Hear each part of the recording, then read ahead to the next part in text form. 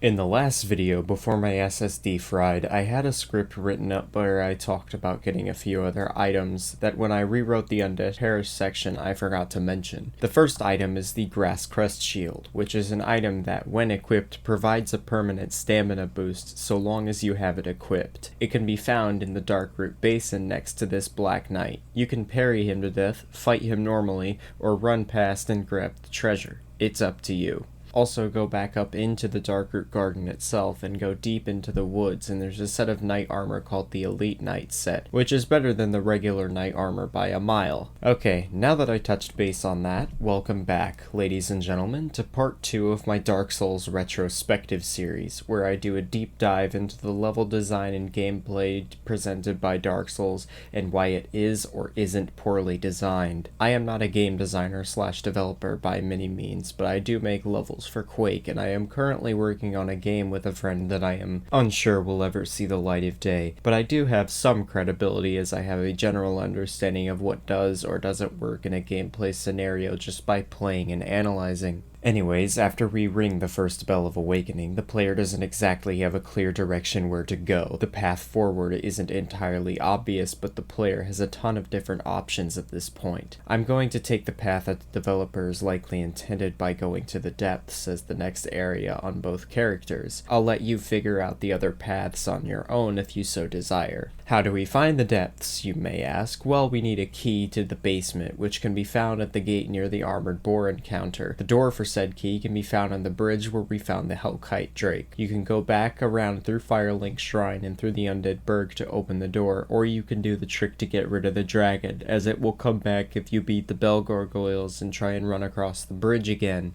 This isn't a big deal. You can run down the stairs and wait for his fire breath and do the same thing of baiting him out and hiding and running between his legs to nab the bonfire and make him fly away. After doing so, you can run across the bridge and open the basement door on the left. You can slide down the ladders in this game by pressing B while you're climbing down to save some time. Once you reach the bottom and come out into the lower Undead Burg, you need to go right here, go up the stairs, and then open the shortcut back to the earlier area before the Taurus Demon in a little bit of Dark Souls' aha design. Something annoying, why does this gate open out over the stairs instead of into the previous area and block my path? Did no one check this? Probably. Sometimes little things like that can slip past the developers. Like when I was watching Comfy by the Fire stream and he found the exit doors buttons in one of my maps, but he could press it multiple times and thus block off the door. Whoops. But hey, mistakes like this happen all the time in game development. That being said, the lower Undead Burg is where we're introduced. To dogs. Fuck dogs. I hate them. I hate them so much because the only way you can deal with them without taking damage is by using a shield. Dogs are the worst enemy in Dark Souls, hands down. They're like tar babies in Quake. They're too fast, and they do way too much fucking damage for their own good. Fuck dogs. Fuck them, fuck them, fuck them, fuck them, fuck them. Be sure to buy the residence key from the Undead Merchant in the Burg up here to open this door where Griggs of Valheim is trapped if you're doing a magic build, because he sells you more spells back at Firelink Shrine. This area isn't too bad actually. No, scratch that. Lower Undead Burg is a pain in the fucking ass. Mainly because of these assassins who burst from the doors and rape you with their daggers and throwing knives that build up bleed, by the way. And not only that, but the dogs build bleed too, so fuck you. You can hit them through the doors, true, but no one is gonna think to hit these doors that look like any other environmental detail up to this point. However, these guys still aren't bullshit to deal with because they're really weak and go down quickly using all types of builds, but that still doesn't make them any less annoying in my opinion. My uncle never got to this point in the game, but I imagine if he did, he would not like this at all. The area boss ain't great either. The Capper Demon is fucking stupid as shit. The boss wouldn't be that hard if the piece of shit level designers didn't put 2 dogs in a tiny ass arena with him. The Capper Demon is a poorly designed boss through and through that checks all the boxes. Mid-tier enemy given a large health bar? Check. Low-tier enemies accompanying said boss because it's not hard enough? Check. No room to maneuver and environmental details that get in the way of your ability to see? Check and check. Oh well. Once you figure out the gimmick of running up the stairs and taking out the 2 dogs, the fight becomes a total joke if your positioning is on point. Capra Demon isn't the most difficult boss in the game, nor is he even the most bullshit one, but he's still not fun, and I dread having to fight him every time I return to this area. This is an instance of Dark Souls being poorly designed. After you kill him, you get the key to the depths, and you can go down these stairs and find the door on the right, but be sure to go to the left and unlock the next shortcut back to Firelink Shrine and gain access to the second undead merchant who will sell a myriad of different items, including purple moss and blooming purple moss, which alleviates poison and toxin buildup. You can also find items that cure curse, which I will get into in a little bit. This can come in handy for the next couple of areas.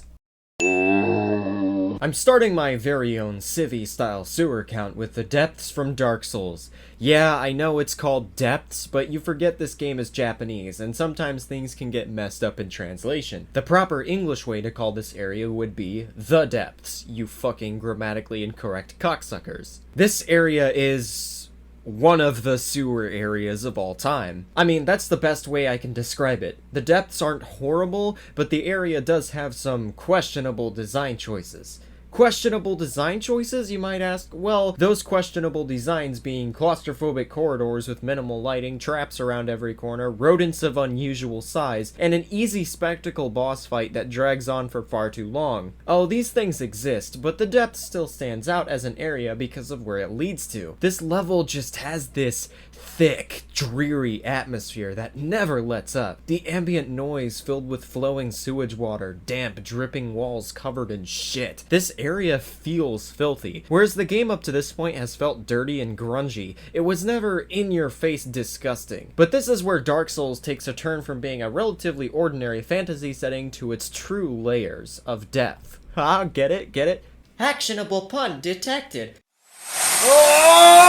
Despite the lore factor to the area, I can't really feel compelled playing through it. It mostly passes my mind that I even have to replay it until my next playthrough. This area isn't bad, it's just a Dark Souls area. You can completely skip it too if you really want to, but I'm doing a completionist run of the game to look at certain issues. But this area isn't that remarkably bad either, and it always feels worth it going through this route because of the level that comes after it. However, the problem with depths is that I'm struggling to find any gameplay scenarios that introduce any new concept. It's a lot of the same tanky blob enemies weak to fire that drop down from the ceiling and kill you in one hit if your dodging isn't pitch perfect or if you have shitty defense. Yeah, this area will kill you a lot your first time around, because unlike the Undead Parish, this area and the one that follow have this huge spike in difficulty that I don't know if I'm on board with, especially for certain builds. These enemies are way too tanky for anything that isn't a pyromancy or strength build. The enemies aren't really weak to any sort of magic besides fire, and up to this point in the game, fire is a little hard to come by unless you specifically buy a bunch of fire bombs from the merchants, which I don't know why you would do that, but you can, and it will make the area way easier. But most people are probably too stupid to be prepared and buy a bunch of black fire bombs, or they don't have enough souls because they keep dying over and over again like dumbasses. The only way to make the depths bearable on a first time playthrough is just buy fire bombs. Not a shit ton, but just keep like a stockpile of maybe 50 around. You never know when you may need them. Save your items is what I'm saying. Don't spend them all in one place. You need to think ahead when playing Dark Souls, because as much as Dark Souls is an action game, it's also a game about resource management. You are managing your Estus flask carefully around each corner because you never know when you may need it for a tough encounter. It's sure to put you on edge. I've heard some people out there claim Dark Souls is a horror game, much like Resident Evil in a sense, because of this beautiful dance of resource management. I don't agree with Dark Souls as a horror game as a sentiment, but I can at least understand where it's coming from. The anxiety of your resource management, as well as the wonder of where your next bonfire checkpoint will be, and the relief that washes over you is something akin to the Resident Evil save rooms when you do find a bonfire. But I guess if you play Dark Souls like a brutally tough action-focused horror game, you wouldn't be playing it the wrong way. A lot of the same core principles are applied here. Anyways, back to the depths. The only bonfire in this area is locked behind a key found in a corpse nearby, but that anxiety of having to go just a bit further pushed by Miyazaki and his genius team of dickhead level designers. However, if you for some reason pick the master key, you can skip that whole little bit entirely. You can unlock the bonfire in this area without doing any extra key hunting. It's not that far ahead, but it does help. Most new players probably won't even pick the master key and make this harder than it needs to be, which I think is not a genuine flaw. My inner level designer senses are tingling. What if this was a deliberate choice made to fuck with the players, because creative people who make games like this are deeply bothered by personal issues and they have to release their pent-up frustration on poor unsuspecting gamers. In this area you get an NPC invasion, which isn't all that difficult. Knight Kirk is pretty slow, he fat rolls, but when he rolls into you, his armor can inflict damage when he touches you. I don't know how much it does because he's so slow I never managed to get hit by him, but I think he was just a bit too slow to avoid my big fucking sword. Be sure you kill the 6-eye channeler in this room with the rats on this balcony, otherwise he'll make fighting the boss way harder than it should be. Yeah, fuck off FromSoft, you guys knew exactly what you were doing. I've killed the boss with and without the 6-eye channeler and have footage to prove it's not bullshit either. You can use the environment to your advantage and effectively shield yourself from magic blasts, but it just goes to show how mean a level designer can be. But when you are a dickhead and when you make levels, you do have to be fair. You need to give your players an opportunity to turn the tables, be it through a strategic piece of cover or even a good portion of movement options. In Dark Souls, everything must be taken into consideration when playing. You must be patient, you must be observant, and you must stay alive. The Gaping Dragon as a boss is really easy. I mean, it's cool as fuck. Look at this thing! It's a giant dragon with its chest split open filled with teeth, but he's not very dangerous. Yeah, he'll do this charging attack where he'll drop down, and if you get caught in that, you're fucking dead. But, you know, you can just run out of the way, wait for him, and he'll just sit there. He'll literally just sit there and let you damage him.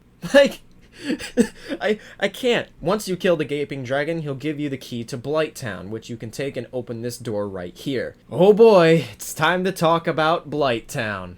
At the beginning of the game in Firelink Shrine, the crestfallen warrior tells the player that the second Bell of Awakening can be found in the ruins at the base of Blighttown. So the player would know that this is probably where they should be headed after the Undead Church. There are a couple ways into Blighttown. Either you go through the depths, or you go through the Valley of Drakes from the shortcut in New Londo Ruins, or from the entryway in the Darkroot Basin next to where you found the Grass Crest Shield and the Black Knight. On my strength build, I went in through New Londo and the Valley of Drakes with the Master Key, even though I went through the depths on that character. I don't know why I did that, but it is nice to have footage of me doing one of the routes. The rafters in Blighttown are a pain too, even though I think it's the best part of that area, so much so that I went back and recorded footage of me doing that on a significantly weaker character to show the people who suck at Dark Souls that it is indeed possible if you prepare and take your time. What genuinely pisses me off though is the fact that I'd have to even prove these Dark Souls hating cretins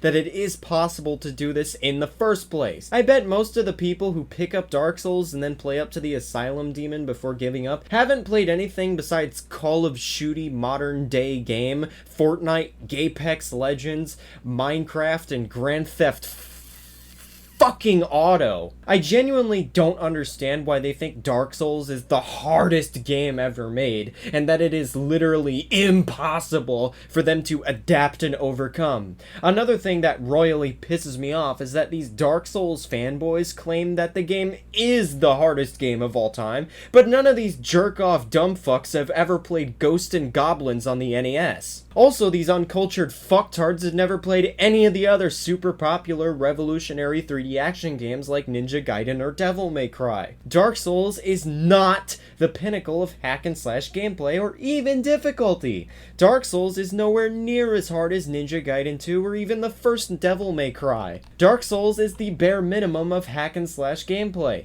but combat shines in the game due to its simplicity and build variety rather than how many weapons you get to use to chain certain combos together. This game shines primarily from its sense of exploration and discovery in a unique world combined with an oppressive atmosphere. Dark Souls is about exploring the unknown in a world that hates you and wants to murder you. The game is challenging, sure, but the combat is not that hard to grasp. In fact, it's fairly simple. There are no complex button combos, Eric. You have a light and heavy attack dedicated to 2 buttons, R1 and R2. You can block attacks with L1, and you can parry with L2 if you time something correctly through paying attention attention to your enemy's attack patterns properly. However, you shouldn't try to parry when you're new to the game, because you haven't fucked around with the enemies enough to know how or when to parry them. But having to press the left stick in tandem with R1 and R2 to perform jump attacks and kicks is not the same as pressing buttons in multiple combinations to perform a specific attack like in a traditional hack and slash. My uncle told me a contradictory series of sentences that make no sense to me. He said something along the lines when playing Dark Souls, "I hate the fact that you have to use fucking button combos on your enemies, but there are 0 button combos to begin with." That's not it. He goes right around and says another contradictory sentence to me, "I don't mind hack and slash games, they're fun," which I know he isn't lying to me when he says that. Castlevania Lords in Shadow 1 and 2 are games he thoroughly enjoys. Those games are true hack and slash games, because they actually have a lot of different button combos to use on your enemies. Do you see why this is contradictory? He says he hates using button combos, yet he likes a game where using button combos is the primary method for dealing with enemies. But Dark Souls doesn't even have fucking button combos. Pressing R1 to light attack and R2 to heavy attack are not button combos. It's a simple choice. Do you want a faster attack that doesn't use as much stamina for lesser damage, or do you want a stronger attack that's slower and uses more stamina for extra damage? That is not a complicated choice or button combo. Stringing a light attack and a heavy attack together is not the same as pressing XYXXXY to Izuna drop somebody in Ninja Gaiden. Just the same as pressing Y to cycle between one and two-handed attacks is not a fucking button combo. There are no advanced movement options in Dark Souls either. You can run and you can jump while running. You can roll left, right, forward, and backward while locked onto enemies. That is not complicated. Some people criticize the game that you can't roll diagonally when locked onto an enemy, but this argument is pure bullshit. You don't really need to dodge diagonally into enemy attacks like you would in Dark Souls 3 or Elden Ring, because nearly all of the attacks in Dark Souls were designed to be dodged in one of those 4 directions. If you gave the player omnidirectional rolling in Dark Souls 1, you'd break the game and make it way easier or way harder depending on the certain enemies you fight. I'm gonna be honest here, there are 0 objective flaws with Dark Souls' combat system. It works nearly 100% of the time, and is overall pretty polished even 12 years after release. Hitboxes for enemy models are extremely accurate, and the ones that are broken are usually tied to the unfinished boss's late game or PvP netcode, which is something I don't even participate in. Dark Souls is not difficult to understand from a gameplay perspective. You just suck at video games and have the brain capacity of a fucking banana. Blighttown is my favorite area in Dark Souls' early game. I can say this with confidence. In the lore, Blighttown is where most of the rotten waste products are beneath the depths. Canonically, this is where all the thick shit culminates, and it is outright hazardous to your health. Blighttown is one of the lowest points in Lordran, quite literally on the surface of hell itself. Level design is convoluted, and it's hard to see. Enemies crowd you around every corner, waiting to rip you to pieces, but that's kind of the point. The reason why I love this area so much is because it does all of this horrible, cruel shit to you. Poison enemies, toxic snipers when you don't have any toxic curing items at this point, unless you bought them beforehand. There's a ton of enemies that have huge health pools for this early on, and so much so they encourage you to trick your enemies and lead them over the edges, and that's such a brilliant piece of design. The cramped level design over a deadly foe combined with dangerous enemies builds excellent tension. Blighttown is one of the best areas in Dark Souls, hands down. The level design is so unique compared to nearly everything else that comes after. You've got floors that break out from underneath you, winding pathways that tremble and shake as you run across them. It is absolutely impeccable in terms of atmosphere and artistic direction. Most people don't like this area because of the many poison enemies and toxic blow dart shooters, and also the performance in the original version. I mean, god damn. But the toxic blow dart guys aren't bullshit to deal with, because it's fairly unlikely you're gonna get toxic buildup from just one needle sticking you. You're also given ample cover from the projectiles, and they can be dodged if timed properly. If you do get stuck with toxic, your best course of action is to just munch on some blooming purple moss or hit the bonfire to cure your buildup. Toxic will kill you and drain your Estus insanely quickly, but that is the entire point of toxic. It is a status ailment that is designed to invoke panic. But there is always a way around this stuff and the enemies. There is always a strategy you can use in the form to deal with this stuff as it happens to you. Just get good, you impatient fucking crybabies. Your main course of action in this area is to try and safely reach the swamp area below, and that means dealing with the many threats up ahead. From fire-breathing hellhounds to shit-slinging ogres who can two-shot you with their big heavy sticks and savage sewer people. But don't worry about it. If all of these things I mentioned kill you a lot, just remember that this is part of the game. This is the Dark Souls experience. Dark Souls is a game which shows us that the true wussies in the gaming community don't adapt and overcome and play how the games want them to play. They die over and over and over again to these things and quit the game, and then they go and slander the game on internet forums because of their inability to man up and face the challenges head on with a pair of balls, or woman up and face the challenges with a pair of tits. Blighttown is not a bullshit area, because once again, it gives you all of the tools you need to conquer its challenges. In fact, I'll prove it to you. The toxic blow dart shooters drop purple moss, which, oh my god, cures poison ailments. It also gives you a bonfire fairly early on, no matter which direction you come from. You're given ample cover to avoid toxic snipers, and there's plenty of routes you can take to lose the enemies that try and chase you down. Not only this, but as you get further down, there's a set of armor that can help you counteract poison and the toxic buildup if you didn't select the Wanderer as a starting class. The armor also shows you in its stats that it has poison and bleed resist, but most gamers don't take their time to read item descriptions or stats, and they suffer the consequences because of it. Remember to read your stats in this game regularly, and swap out equipment as you acquire stuff to build your character to your playstyle. Remember, there's no wrong way to play the game or build your character as long as it keeps you alive. Once you reach the bottom of Blighttown, you're gonna have to slog your way through knee-high shit water and chomp purple moss like it's candy to avoid poison buildup. There's also an NPC invasion if you're human, and if you manage to kill Maneater Mildred, you can summon her for the area boss, which can be found in this mound of spikes next to the boulder-throwing ogres. You want advice for this area? Just run. Most of the enemies aren't worth fighting. They're really strong this early in the game, and they come in packs, especially the boulder-throwing ogres.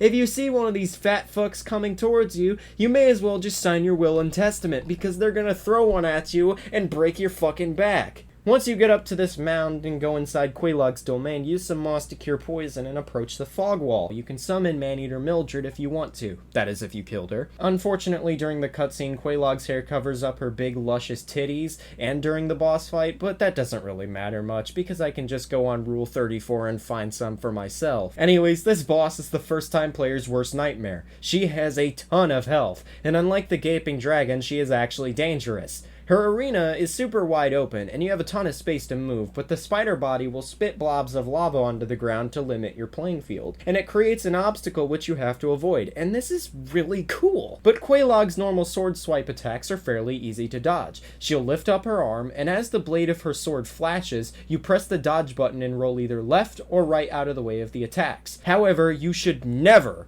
roll the same direction twice. Quelaag will turn and catch on. So roll left, then right, then left again. Her combo is always 2 swipes before a thrust forward. Flash, dodge, flash, dodge, flash, dodge. See? When Quelaag slumps over the head of the spider, run away before she does her AoE explosion attack. When the spider body breathes lava for longer than a short burst, it's a great opportunity to circle to her side and get in a few hits before backing away to let your stamina regen. She has a few other attacks, like this jump and the slam, but they're pretty easily telegraphed and can be avoided just by running away from her. Anyways, watch me beat the fuck out of her.